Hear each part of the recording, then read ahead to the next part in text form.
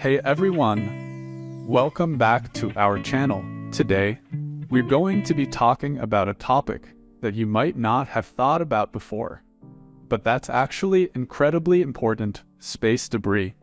You might be surprised to learn just how much junk is floating around in space, and the dangers it poses to astronauts, satellites, and even people on Earth body. So, what exactly is space debris? Well, it's basically any man-made object that's orbiting the Earth but no longer serving a useful purpose. This could be anything from old satellites and rocket stages to tiny bits of debris that have broken off from larger objects.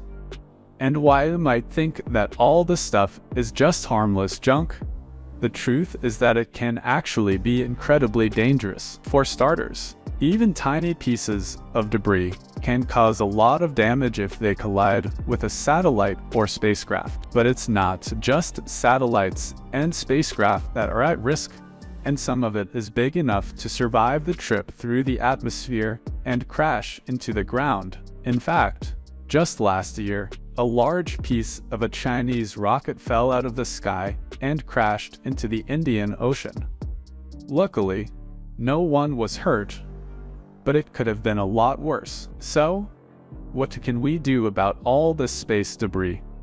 Well, there are a few potential solutions.